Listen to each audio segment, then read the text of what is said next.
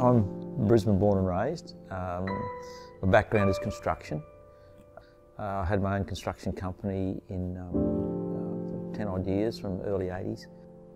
A chap came to see me wanting me to convert a garden shed to a better shelter. I was very busy at the time, my business was raging and I paid little attention to it. Said, you know, sort of put him off a little. But it wouldn't go away. The thought wouldn't go away. And as time went by, I realised that it was actually a very huge need.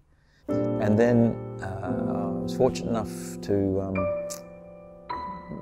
gain a position working for an international company in the Philippines. And that exposed me to the poorest of the poor. It exposed me to natural disasters, and I had the fortune or misfortune of looking into the eyes of a man who'd lost everything. And we think of them losing their house, their loved ones, their possessions, their livelihood, but they've lost more than that. They've lost their dignity, they've lost their self-worth, and above all, they've lost hope. And I read somewhere a long time ago that a man has to stop starving before he can start thinking. There's different types of starvation, not just nutritional. You can be starved of hope. And I realised that these people didn't have the propensity to rebuild. There was the purpose in life had gone. Here's a man who's lost everything, and then someone comes along, hands him a tarpaulin and said, put this over your head, you'll feel better. Aid agencies would come, they would help them, they would build a new village, and then they would go. The people weren't taking ownership of their recovery.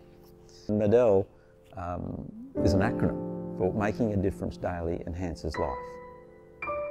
And so what Maddel can do is empower that person to take ownership of his recovery. And so I gathered some people together and had a similar attitude to what I had, and we began to design shelters. We came up with the fundamental criteria of flat pack, easy to deliver, lightweight, easy to carry, could be built by unskilled people, would last 5 years.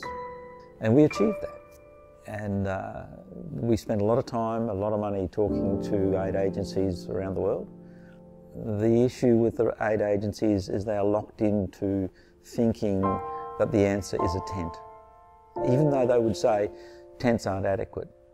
And so for a long time we've been the only serious organisation that was trying to do a solid wall, self-supporting, easy to put together, long-lasting shelter, and we've achieved that. There's two markets. One is the survivor of a disaster or civil unrest, and the other is socialised housing. There are cities in the Philippines who have 190,000 homeless people. There's a lot of people in a lot of places trying to find the solution. We believe we've found it. The Mark V, the M5, is, I guess, the core house. It's the most typical looking house. You've got a tunnel. The roof module, the roof panel is separate. The wall panels are bolted onto it on the ground. Right? Just ordinary bolts. In fact, they're not ordinary bolts. They're designed to be able to be tightened by hand. They're polypropylene bolts. They're plastic. They're not steel bolts. The idea of the polypropylene bolt is A, it won't rust. It's a coarse thread, so we can pull up nice and tight. If the building needs to be removed or relocated, undo the bolts, put them back in the box, move it, put it back together again. Now, inside the building is a metal truss system to give it extra strength. On the outside of the building are metal vertical studs, let's call them.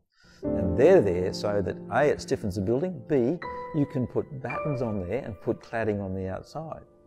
The windows are screened, there's ventilation panels. In every panel is a controllable ventilation system. The material we use, polypropylene core flute, has insulation properties. We are hopeful of being able to put some solar power to them just for lighting. The building can go on the ground, go onto a concrete slab, can go onto a wall of blocks and sit on top of that. It can go onto a timber platform or plinth. For people unskilled with some leadership would put a building together in less than a day. It's really that simple. When someone's put into a tent, there's no privacy. For women and children and the elderly, the day comes when either it's falling down around your ears or the water's coming in, dripping on, you're trying to avoid where the water's dripping. And I think I've put myself in the position, if I'd lost a lot of my existence, if I'm the head of the family and I'm without hope, then my wife will be without hope, and then our children will also be that way.